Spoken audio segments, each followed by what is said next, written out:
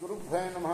శ్రీ మహాగణాధిపతయే నమః. శ్రీ సరస్వత్యై నమః. భక్తారా, వాల్మీకి మహర్షి రచించిన శ్రీమద్ రామాయణం యథాతథంగా చెప్పుకున్నాం. ప్రతి శ్లోకం దాని అర్థం. ఇందులో భాగంగా నిన్నటి వరకు మనం బాలయోధ్యారణ్య కిష్కింధ సుందర యుద్ధకాండలు పూర్తి చేసి ఉత్తరకాండలోని 23 సర్గలు పూర్తి చేసి 23వ సర్గ తర్వాత ఉన్న తృతీయ సంక్షిప్త సర్గ చెప్పుకున్నాం. ఇందులో కూడా 41వ శ్లోకం వరకు చెప్పుకున్నాం. ఈ రోజున 42 నుండి కొనసాగిద్దాం. కొనసాగించే ముందు వాల్మీకి మనిషిని ప్రార్థన చేసుకుందాం.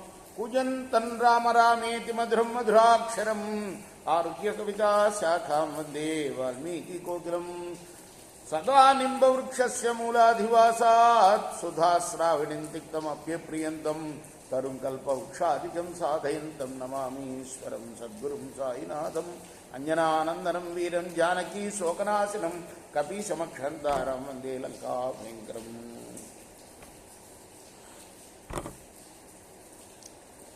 మూర్ఛితం తు నృపం దృష్ట్వా ప్రకృష్టాస్తే నిశాచర శుక్రుసు సింహనాదాంశ ప్రక్షేళంతో మహాబల. ఎప్పుడైతే మాంధాత మూర్ఛపోయాడో రాక్షసులందరూ కూడా సంతోషిస్తూ సింహనాదాలు చేశారు. లబ్ధ సంజ్ఞో ముహూర్తేన అయోధ్యాధిపతిస్తదా దృష్ట్వా తం మంత్రిభిః శత్రుం పూజ్యమానం నిశాచరై జాతకోపో దురాధర్షశ్చంద్రార్క సదృశద్యుతి మహతా శరవర్షేణ పాతయద్రాక్షసం బలం. ఆ తర్వాత మాంధాత ముహూర్త కాలంలోనే తేలుకున్నాడు మూర్ఛ నుండి. ఆ రావణును చూచి కోపించి బాణవర్షం కురిపించి రాక్షస సైన్యాన్ని పడగొట్టాడు. చాపస్యైవ నినాదేన తస్య బాణరవేణ చ సంచచాల తతః సైన్యం ఉద్ధూత ఇవ సాగరః. అప్పుడు అతని యొక్క ధనుష్టంకార ధ్వని చేత, బాణాల ధ్వని చేత,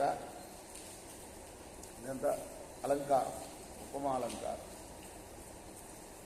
ఉత్ప్రేక్ష కూడా అనుకో.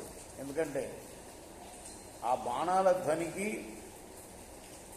బాణం ప్రయోగించే ధనుష్టంకార ధ్వనికి, ధనస్సు నుంచి ప్రయోగించేటప్పుడు వచ్చే ధ్వనికి, ఆ బాణ వర్ష ధ్వనికి కూడా సైన్యం అంతా కూడా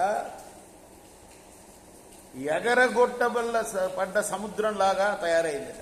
తజ్యుద్ధమభవద్ఘోరం నర రాక్షస సంకులం అథాభిషౌ మహాత్మానో నర రాక్షస సత్తమౌ కార్ముకాసిధరో వీరో వీరాసనగతౌ. తదా నర రాక్షసుల మధ్య ఆ యుద్ధం సంకులంగా భయంకరంగా జరిగింది. అప్పుడు ధనస్సు ఖడ్గాలు ధరించి వీరాసనంలో ఉన్న వీరులైన ఆ మాంధాతులు రావణులిద్దరు కూడా కోపావేశం చెందారు.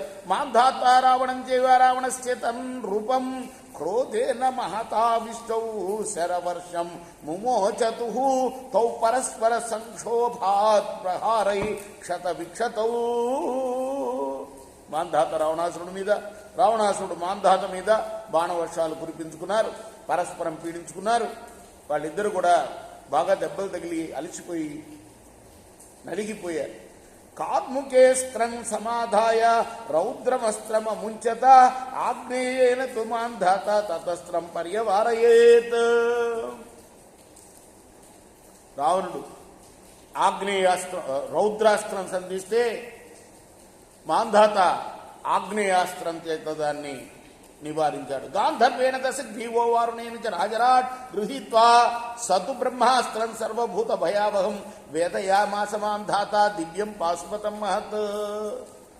రావణుడు గాంధర్వాస్త్రం ప్రయోగిస్తే మాంధాత వారుణాస్త్రం దాన్ని కొట్టివేశాడు. రావణుడు బ్రహ్మాస్త్రాన్ని ప్రయోగించే మాంధాత పాశుపతాస్త్రాన్ని గ్రహించాడు. తదస్త్రం ఘోర రూపం తు త్రైలోక్య భయవర్ధనం దృష్ట్వా త్రస్తాని భూతాని స్థావరాణి చరాణి చ వరదానాత్ రుద్రస్య తపసాధిగతం మహత్.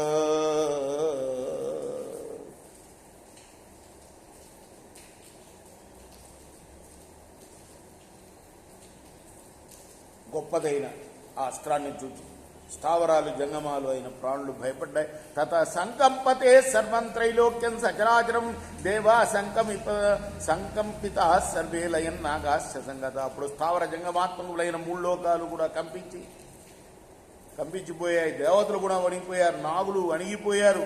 అధతౌ మునిశార్థులౌ ధ్యాన యోగాదపశ్యతాం పులశ్యోగాలభస్యైవ వారయామాస రూపం సోపాలమయం చ వివిధైర్వాక్యై రాక్షస సతము.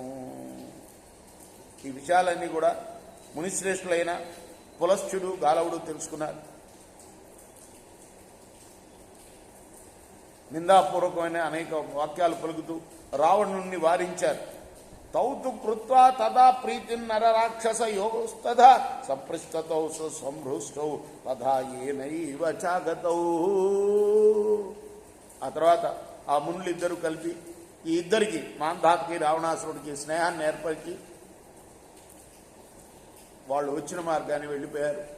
ఈ 4 శ్రీమద్ రామాయణే ఆదికావ్య ఉత్తరకాండే ప్రక్షిప్త సర్గ తృతీయ.